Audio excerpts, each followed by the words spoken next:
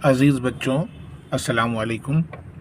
آج ہم لوگ 10ویں جماعت کی کتاب کا اردو بی کا 20واں لیسن پڑھنے جا رہے ہیں، اور سبق کا عنوان ہے اونتی۔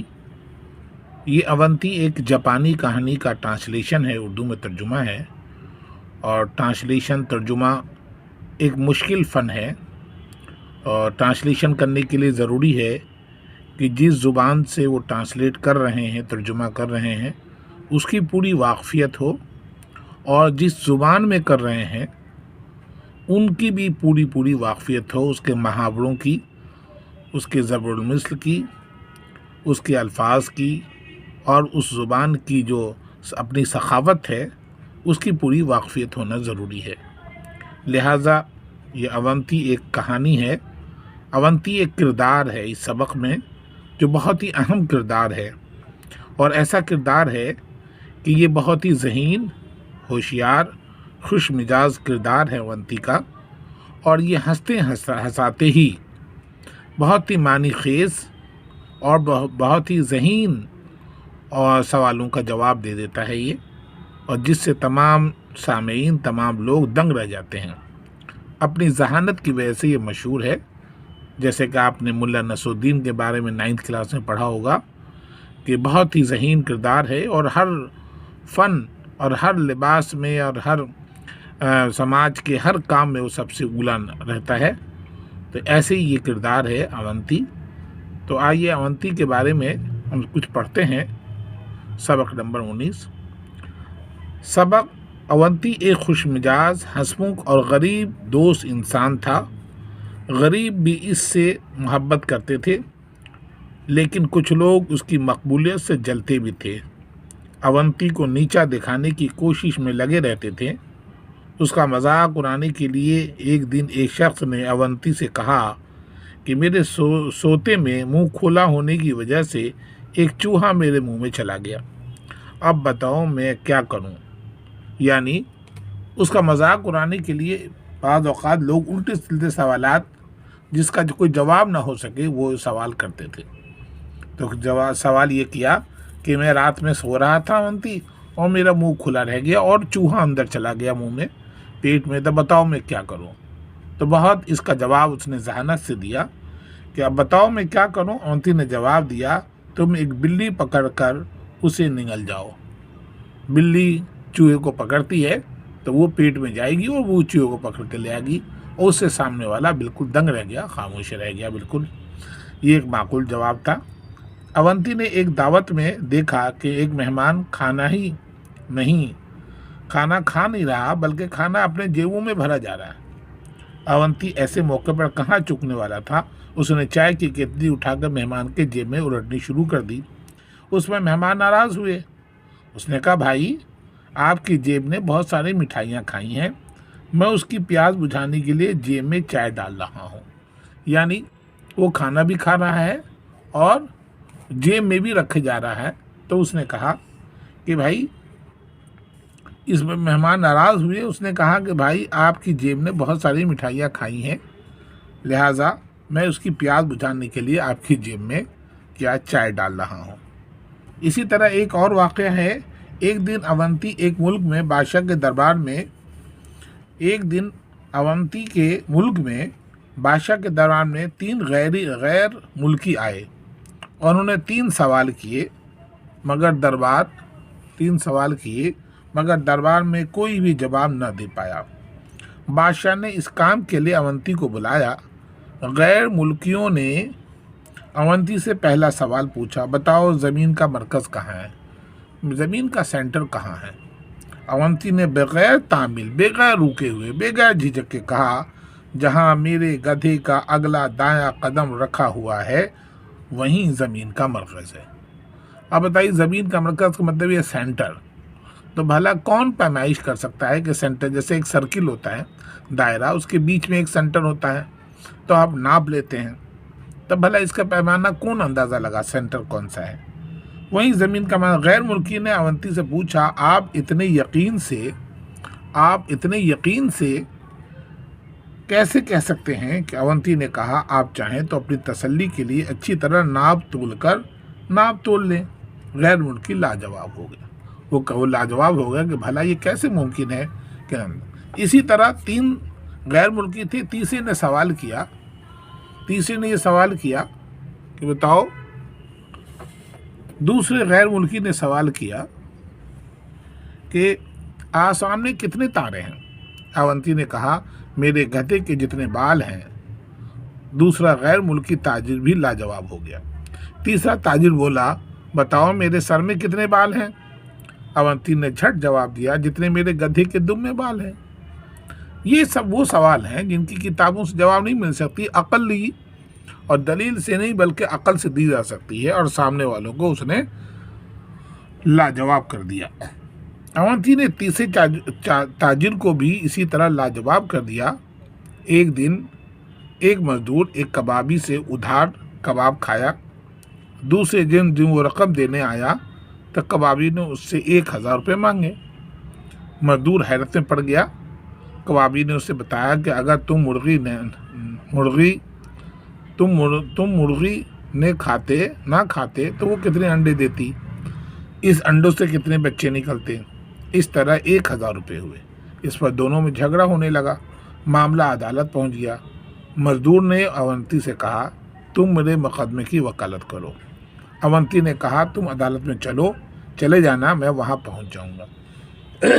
یعنی کباب کھایا اور کباب کھانے کا پیسہ 1000 روپے مانگنے لگا۔ جب اس نے مزدور نے کہا کہ بھئی 1000 روپے کیسے ہو سکتا ہے، اس نے کہا تم اگر مرغی نہیں کھاتے وہ کتنے انڈے دیتی، اس سے کتنے بچے نکلتے، پھر وہ اس کی تعداد کتنی ہوتی۔ اس طرح 1000 روپے ہو گئے۔ اس پہ جھگڑا ہو گیا۔ معاملہ عدالت تک پہنچا تو اس مزدور نے اونتی کو اپنا وکیل بنا کر کورٹ میں پیش کیا۔ اس نے کہا اونتی نے کہ تم کورٹ پہنچ جانا، میں بعد میں آ جاؤں گا وہاں۔ دوسرے دن دوسرے فریق تو عدالت پہنچ گئے، مگر اونتی وہاں دیر سے پہنچا۔ اس نے دیر سے پہنچنے کے لیے معافی مانگی اور کہا جج نے کہا اتنی دیر سے کیوں آئے؟ تو اس نے کہا میں معافی چاہتا ہوں، آج مجھے اپنے کھیت میں گیہوں بونا تھا، اس لیے میں اسے بھنوانے چلا گیا۔ اس بات پر سب ہنس پڑے۔ کہا گیہوں کو زمین میں بونا تھا اس لیے میں اسے بھنوانے چلا۔ بتاؤ کہ بھنے ہوئے گیہوں سے کوئی پودا اور یا اس میں سے وہ زمین میں سے کوئی پودے نکل سکتے ہیں؟ اس بات پر سب ہنس پڑے۔ منصف نے یعنی جج نے کہا کیا کہیں، بھنے ہوئے گیہوں سے بھی پودے اگتے ہیں؟ اونتی بولا آپ ٹھیک کہتے ہیں، بھنے ہوئے گیہوں سے پودے نہیں اگ سکتے، اسی طرح بھنی ہوئی مرغی سے مرغی بھی انڈے نہیں دے سکتی۔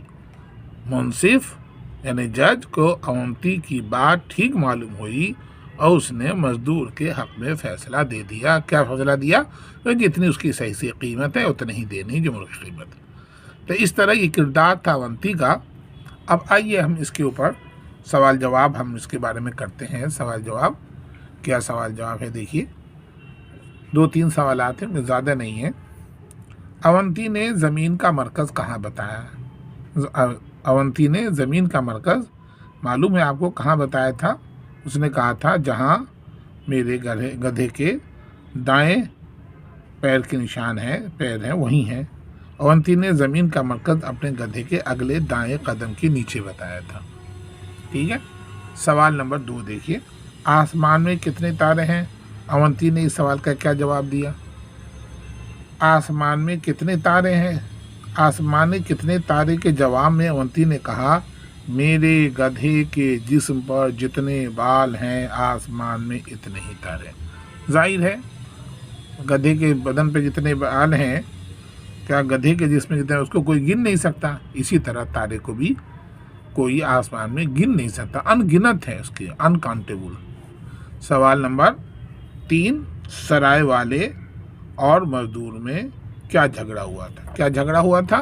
اب معلوم ہے کہ اس نے کباب کھایا تھا مرغی کا اور اس نے 1000 روپے مانگے تھے۔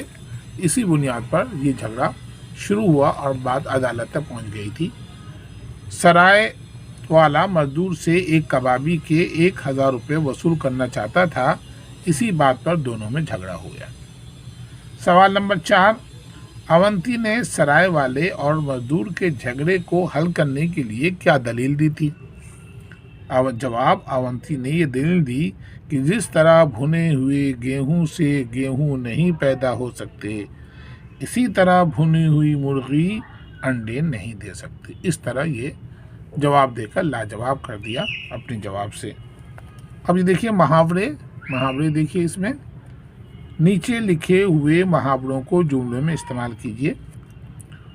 नीचा दिखाना, जुमलों में, वो मुझे नीचा दिखाने का कोई मौका नहीं छोड़ता। मुंह लटकाना, तुम क्यों मुंह लटकाए बैठे हो। बगलें झांकना, तुमने चोरी की है इसलिए बगलें झांक रहे हो। नीचे देखिए खाली जगह, नीचे लिखे लफ्ज़ों की मदद से खाली जगहों को भरिए। नंबर 1, तुम जिंदा बिल्ली को पकड़कर उसे निगल जाओ। ये कहा, इसने सवाल किया था कि मेरे मुंह में चूहा चला गया है, तो उसके जवाब में कहा था। नंबर 2, बादशाह फिर उलझन में मुब्तला हो गया। नंबर 3, अगर आप यकीन नहीं करते तो जाकर खुद नाप लें। नंबर 4, मुंसिफ यानी जज को अवंती की बात बिल्कुल ठीक मालूम हुई। तो ये थे सवाल एक्सरसाइज। अब इसमें यह है कि अमली काम भी ये है कि अवंती की हाजिर जवाबी के बारे में चंद जुमले लिखिए। जवाब, अवंती बहुत हाजिर जवाब था। एक बार एक शख्स ने अवंती से कहा, सोते हुए मेरे मुंह में एक चूहा चला गया। तो अवंती ने फौरन जवाब दिया कि आप एक बिल्ली निगल जाएं। इसी तरह एक बार बादशाह के दरबार में कई गैर मुल्कियों ने अवंती से पूछा, बताओ ज़मीन का मरकज़ कहाँ है। तो जवाब दिया कि अवंती ने जवाब बगैर तामील के कहा कि ज़मीन का मरकज़ जहाँ मेरे गधे का अगला दायां कदम रखा हुआ है वहीं ज़मीन का मरकज़ है। गैर मुल्की ने अवंती से पूछा, आप इतने यकीन से कैसे कह सकते हैं। अवंती ने कहा, आप चाहें तो अपनी तसल्ली के लिए अच्छी तरह नाप तोल लें। गैर मुल्की लाजवाब हो गए। सवाल नंबर, ये देखिए तीसरी बात, दूसरे गैर मुल्की ने क्या पूछा, आसमान में कितने तारे हैं। अवंती ने कहा, मेरे गधे के जितने बाल हैं। दूसरा गैर मुल्की ताजिर भी लाजवाब हो गया। तीसरा ताजिर बोला, बताओ मेरे सर में कितने बाल हैं। अवंती ने झट जवाब दिया, जितने मेरे गधे के दुम में बाल हैं। तो इस तरह ये किरदार अवंती का ये सबक 20वां मुकम्मल हुआ और इसको आप अच्छी तरह से इसकी तैयारी कर लें। इसमें 3-4 वाक़या हैं अवंती के और सवाल जवाब के, वो उसको आप अच्छी तरह से ज़हन नशीं रख लें। बकिया अल्लाह हाफिज़।